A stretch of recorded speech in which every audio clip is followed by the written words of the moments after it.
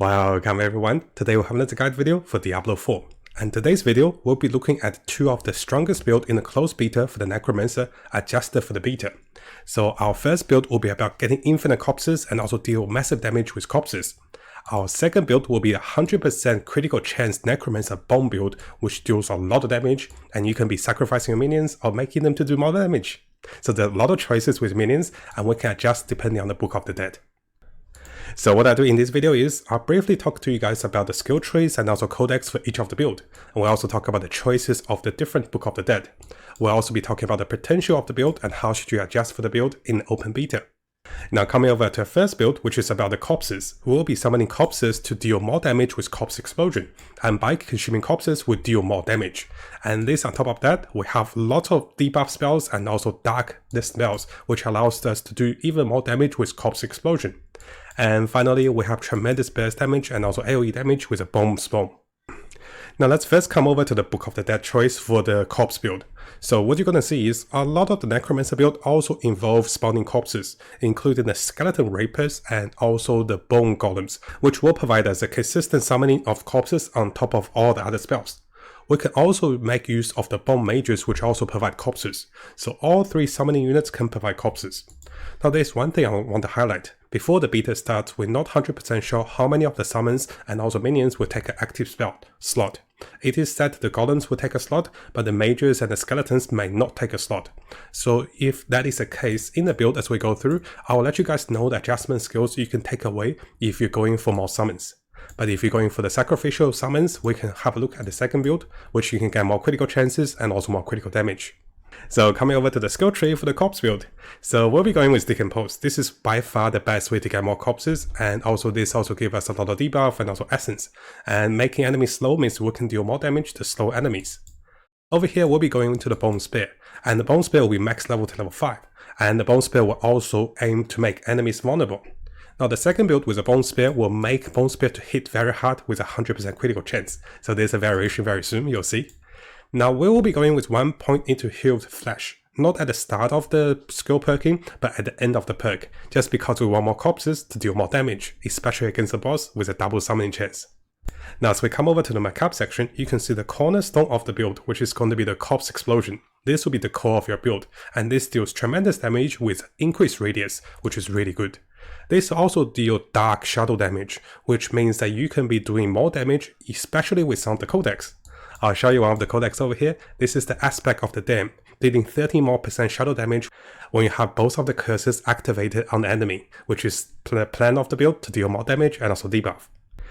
Now over here we can go into some of the passives that provide us with more essence and also provide us with more damage as we consume corpses, which is going to be very good for the build, because we almost get infinite corpses.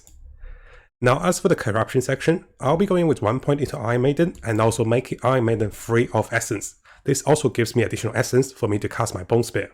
Now 1 point is also allocated into Decrypt, just because we want additional slow and also defensive capacities, and also having Decrypt and also Iron Maiden allows us to make this particular codex functional for additional shadow damage, which will be dealt through the Corpse Explosion. Now one thing to notice is that this is adjustment. If you do not have enough active slots, you can take away Decrypt, and then you can take away Iron Maiden for more summons of the minions if you do wish so. So this is the adjustment for the build. But if you do have 6 active slots, make sure you have those for the additional damage. Now finally, our build will use Bomb Storm as the source of major damage against bosses and also AoE damage. And likely this spell will go around your minions as well, dealing more damage, which is like doubled when you stand close to your minions. So this is a really good ultimate for 1 point. We don't have to go into the upgrades because they only provide a bit of critical chances, and there's nothing major over here. Now what you can see in this build is, this build will focus on 2 ways of dealing damage. One is coming from the Bone Spear and also one is coming from the Corpse Explosion.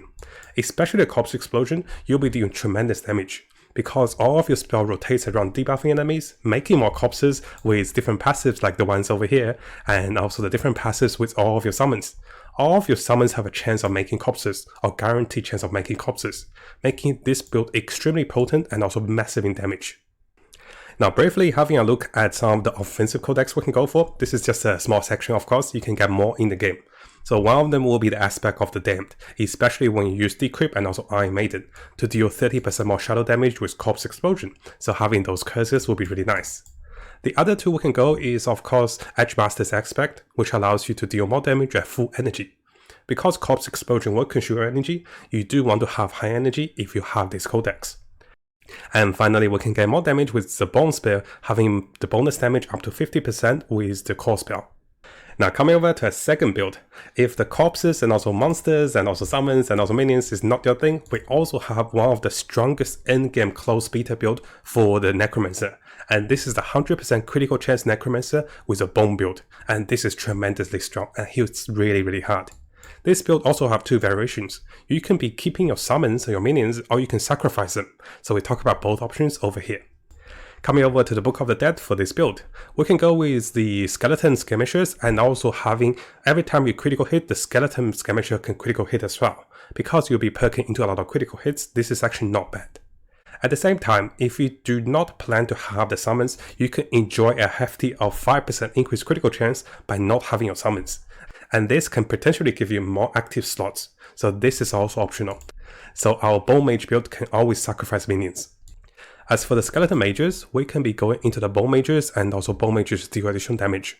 This is definitely one of the highest damage dealing spells, but if you do plan to sacrifice your mages, I recommend coming over here to do 15% more vulnerable damage.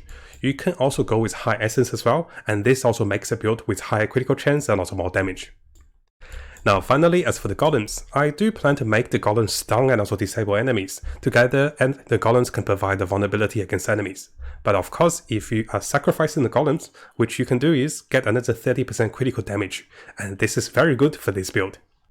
So what I do for this particular tree is, I'll provide you guys with a variation of what happens when you plan to sacrifice all the minions, or what happens when you want to use all the minions. Now coming over to a skill tree for the Bone Mage. So here we'll be going with Bone Splitter. Bone Splitter is really nice because it has additional projectiles and also the chance of increase your critical strike chance. So this is very important.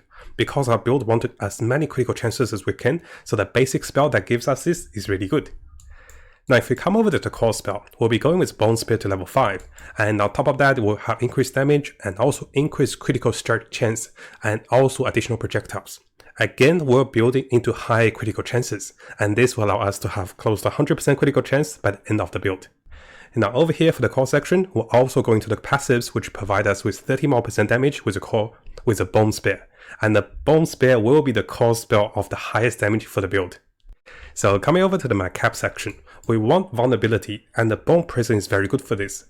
So if we upgrade the Bone Prison, we get more essence and also we get vulnerability of enemies, and this provides us with bonus damage and also additional effects. Now Iron Maiden will be the choice of the corruption spells we'll take, and this also provides us with chances of getting more essence, and this makes the spell cast free with one upgrade. It is optional guys, if you do not have enough active slots, if you want to go with minions, you can take away the Iron Maiden for additional summons. And coming over to the summoning section, we'll be going with the Bone Spirit. Again, the Bone Spirit will provide us with a lower cooldown reduction by 6 seconds, and also it provides us with another 10% critical chance for the spell. So again, we're going for more critical chances and also more cooldown reduction with this spell. So it's really good standalone spell, and it also deals more damage for the more essence we have. And here we also have a passive that provides us with 1.5 critical chance for every 10 essence you have. And if you have over 100 essence, you increase your critical chance overall by another 15%. So this, together with all the other benefits and even sacrificing the skeletons for 5% more, so you'll be very close to at least 50 or 60% of critical chance as your items and also your skill perks go into critical chance. And finally, as for ultimate, I recommend going to the Bone Storm, and if you do have your golem summoned, this can double the Bone Storm damage. And unfortunately, we do not have enough points to go to the Supreme Bone Storm. This will provide you a critical chance by another 2%, but this is not really massive, right? So the Bone Storm cooldown is 60 seconds, 10-second lasting time. The 2% chance of critical chance is not that big for the build, even though we want critical chances. So let me know what you guys think. Would you go into the upgrades? It takes 2 points, but over here 2 points can provide us with a lot more critical chances. So this is the biggest difference for the build. I do think it's better to go into the essence for critical chances for this build. Now coming over to the codex of the Bone Mage build. Because we don't have that many codex for the Bone Mage build at the moment from what we can see, but of course you can find different codex, also legendaries in the game, so this is not limited to those spells. We can go with the Edgemaster and also the Expectant as usual, and over here if you're running a Bone Spirit, those two spells are not bad. but unfortunately they're not very highlighted. So they're like so-so because you get, a free Bone Spirit with 5 Blood Orbs. You also get increased Bone Spirit damage, but this is not the major source of the build. What you ideally want to look for is you want to look for increased skill rank for the Bone Spear, and also increased damage for the Bone Spear will be tremendous. We can also look for increased essence, so if we have high essence, we can deal more damage with high critical chances. Now hopefully you guys enjoyed those 2 Necromancer builds. I've been crafting a lot of Necromancer builds, and those 2 are said to be the close beta strongest build, so I give you guys 2 variations. And very soon the beta will be coming out. I plan to make another tips guide for the beta, and then dive into the beta and try a lot of Necromancer builds. Fingers crossed we get some good legendaries and we can try lots of builds.